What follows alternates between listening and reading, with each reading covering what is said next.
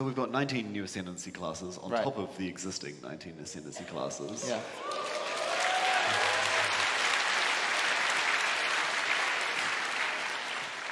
And today we're going to look at some of the nodes on the Ranger Ascendancies. Right, so just to be clear here, we're not going to show absolutely every single detail because they're still obviously heavily in development, but we want to give you an idea of the kind of things that we're doing when we're designing one of these classes.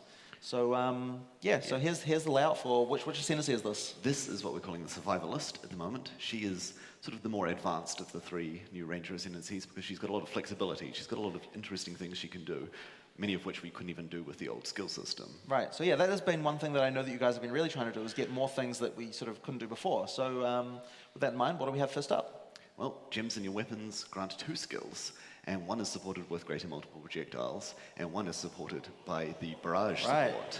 That's nice, that's nice, yeah. Okay, we got something here. yeah. Which is obviously cool because you get both a single target and an AoE version of a skill, but it's also a lot of power because that's 2 7 links on all 4 of the skills socketed in your weapon. Right. So, yeah, it's pretty good. Yeah. Good. All right, what's up next? This is like the Scion's nodes. If you're familiar with the Ascendant, you can pick one of these 3 bonuses, and that just locks in, and that becomes what that node gives you. So you can choose to have an additional chain, 2 more pierces, or having your projectiles fork. And we're going to make it much cheaper to refund this point than regular Ascendancy points, so only 1 regret orb. I think you guys have been using a lot more of these kinds of things in the new Ascendancy trees, right? Yep, you'll see it in another of the classes coming up. Right, cool. And then we have... well, this one's a bit more, spike. It's straight up every second you will fire an additional projectile. So if you wait 5 seconds, then fire, it'll fire 5 additional. So it's like that caster support, right? Yes, it's arrows for unleash, effectively, yeah. If you combine that with the barrage, for example, you can, if you have a little bit of downtime for dodging a skill or maneuvering whatever, or between packs, of course, you can then unleash quite a devastating attack. It's a bit more of a spike one. Right. So then as I understand, you've kind of got, on this particular Ascendancy, you've kind of got 2 sides, right? You've got the more offensive side and then the more defensive side. So tell me about spell avoidance. This will be a skill that you get that will just be an instant thing that lets you switch it on and off whenever you want. And when it's active, it turns most of your dex-themed defenses into something that's good for avoiding spells. So spell dodge is something we've already got, so all your attack dodge becomes spell dodge, but the really unique thing is that it also turns your your attack evasion rating into spell evasion rating, which is an entirely new concept, and monsters didn't have spell accuracy rating until this point. All right. So, I mean, there's a lot of these things. I know, I don't know if you guys talked about in 3.0 how we were changing a lot about how ailments work as well. This kind of reminds me a bit of that. I don't know if you're ready to talk about it yet. Well, I guess on that note, real quick, we are changing chill and shock to be easier to apply with hits, I guess, easier to apply higher valued versions with hits. We feel like it's been a lot of reliance on the aurified versions or the ground effects versions of it. So we're trying to make some improvements there so that ailments from hits again are, well, in the case of chill, shock, and freeze, are better. You don't need to do anywhere near as much damage to a very high health target compared to what you used to do to apply a decent chill or a decent shock to them. Right. Okay. Yeah. Sorry to randomly throw that spanner in the works there. Back on this node real quick, if we can. Yep. It just to note, it does. It is attack dodge converted to spell dodge. You do lose the attack dodge while in that case, and it is evasion to spell evasion, and you lose the evasion. So it's really for situations you go up to a certain boss dealing only spell damage, or you know you're only going to take spell damage because you can be out of range of melee or attack-based damage. So it is very situational. Combined with the barrage and GMP, you've got something where you can have both offense against boss and clearing, and you can have defense against, say, spells and attacks. So yeah, it's again, the class being themed around versatility and being able to adapt to the scenarios is what we wanted, and we think we've achieved that. Right. So these are the nodes we're showing so far on the Survivalist, but we'd like to show you some other Ranger Ascendancies, just kind of like look at what sort of thing we're doing with the new Ascendancy classes. So introduce us to this one. This here is what we're calling the Tactician. You'll notice she's got a unique weapon choice there that might be hinting at something else that's coming.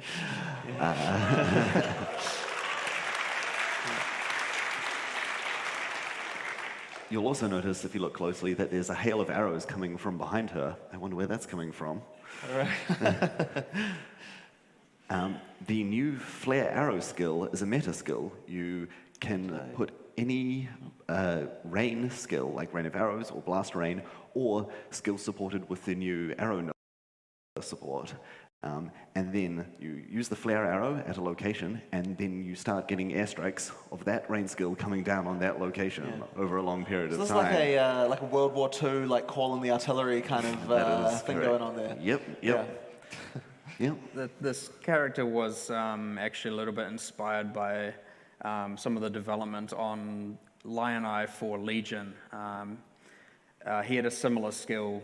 And so it's an interesting thing in which sometimes monster or boss development can just inspire all new ideas about what we can do for our characters. So that helped with this a little bit. All right. What else we got here? Warmark. This is the upgrade, so you can call down 2 flares at once to have 2 barrages of arrows. Sorry, I should say rains of arrows, not barrages. And enemies near those flares are suppressed, which means when you're under suppressing fire, you can't attack a target from far away. So they will move closer to you to engage you while they're having arrows rain down on them. That's really cool. Not to be confused with the current suppressing fire debuff that is applied by the iguanas. This is a new thing. That is, we use the same name there. We'll have to change one of them. Right. Now this is Siege Warfare works a lot. We've made a lot of changes to ranged attack totems, and this class really focuses on them. This one also has a mechanic from one of the new 390 skills where it will ensnare nearby enemies. You get bolts that shoot out and pin enemies to the ground, and the further they move from that pin, the slower they get. And while they're ensnared, they will take more ranged attack damage, and they will always count as moving, which is interesting for bleed. And so that's really good to stop enemies in their tracks. If they get too close to you, just drop a totem in front of you. And it also just makes them take more damage, so it's pretty useful. Very cool. Siege Breaker.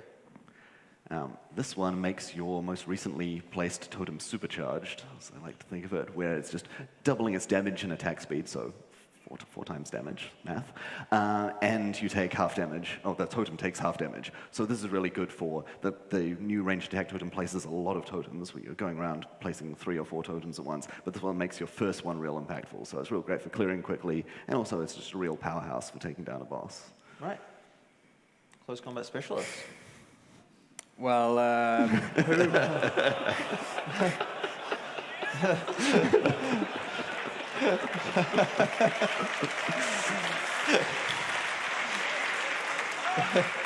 It's self-explanatory, really. It is relatively self-explanatory. One of the things that allows us to do this is the fact that we've got the new character classes and rigs, and so animating melee combat with bows is now a possibility. Did you tell the animators they're animating melee combat with bows? No, of course not. Okay.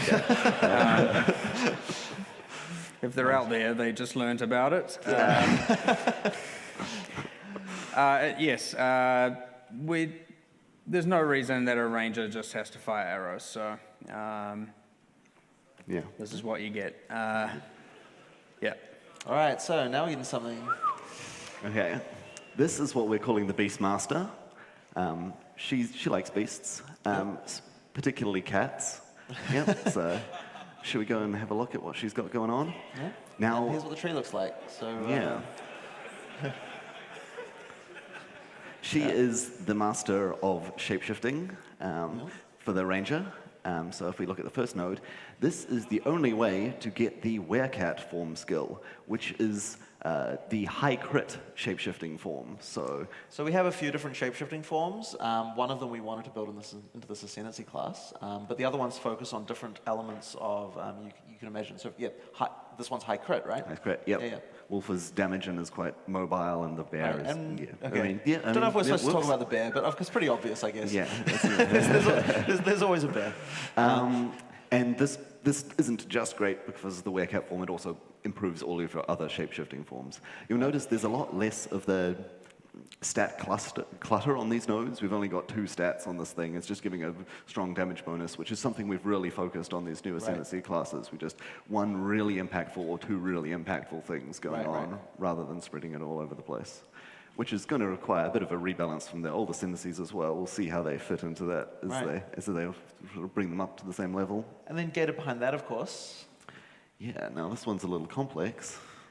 Yeah, so this one's more promoting using multiple forms. So if you go from human to cat to then wolf, then you will have both the wolf buff and the cat buff while in wolf form. You swap back to human, you've now just got the wolf form. So you can be back in human form with the buff of your choice. You could be in a shape-shifting form with 2 buffs of your choice. Now the buffs granted are, in the case of the cat, you'll have a movement speed bonus. I mean, the wolf, it's the same thing. Likely things to do with phasing, the kind of theme of being stealth, aggro radius, that kind of stuff. Quite aspect of the cat-like. And with wolf, you get some damage.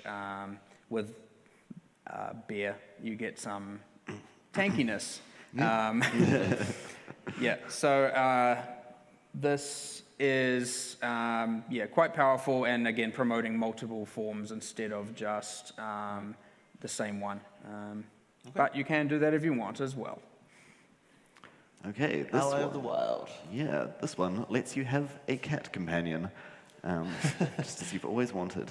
And you have an aspect while the cat is active, so a bit like a golem. It gives you a bonus for being around, but this is also going to be a very powerful companion. Now you'll notice a lot of these skills that we've had showing here don't have any level on them. This is because these skills will level up as your character levels up and potentially gain additional bonuses as you get more Ascendancy points. Are you planning on doing that with some of the other stuff we're doing as well? Yes. So those other things that we've seen earlier will also have that. Right. This one is particularly important because the minion needs to keep up with you, and this will let it do so. Yeah. The aspect will give you useful bonuses as long as you're keeping your pet alive and keeping it active. Right. Yeah. We had this issue with the bone armor from the Necromancer recently added. Is that the name we went with? And we grant level 20, and it's effectively a level 20 equivalent of steel skin. And I mean, we noticed this during development that, we were like, okay, well, your level 55 is approximately the level of the, Cruel Labyrinth, but we can't give a level 10 version of the skill if it's not going to be, because then obviously by late in-game midding or anything after that, it's going to start losing efficiency quite quickly. So what we'll be doing here, in changing any that do like bone armor eventually to level with the character proportionately, so or with ascendancy progression, either of those. So yes. And then next up we have ways to specialize our companion here. Yeah, you can change it into a lion, or you can change it into a panther, or you can change it into a cheetah, which they have bonuses that are matching that sort of thing. The lion is the toughest of the companions and will help keep you alive, while the panther has sort of stealthy invisibility, phase runny type things going on. And the cheetah is about being swift, being fast. So, yeah. Very good. So here are some images of some of the other ascendancies, which are slightly earlier in development, so we're not going to go into all the individual nodes, but you can see this one, which I've just called the Defiler, and this one here, which is I've called the Arcanist, which is a lightning-focused ascendancy, so focusing entirely on one element, and she has other cool stuff about building up energy. We have this new Marauder Ascendancy, which is about having avatars using things like Ancestral Call and Ancestral Totems, and having some new Ancestor-themed abilities. Right. And the last one we've got to show off here is the, what do we call this guy? Reaver? Reaver. Yeah. And he's kind of like your war leader. He will have powerful bonuses for everyone fighting alongside him. So Right. he's on the front lines, he's a melee combatant, but he is a real party player, and he's really buffing everyone, all of his allies. It's a leads by example scenario. You follow the best fighter into battle kind of scenario, yeah. All right, so that's sort of covering basically some of the design that we're doing with Ascendancy classes.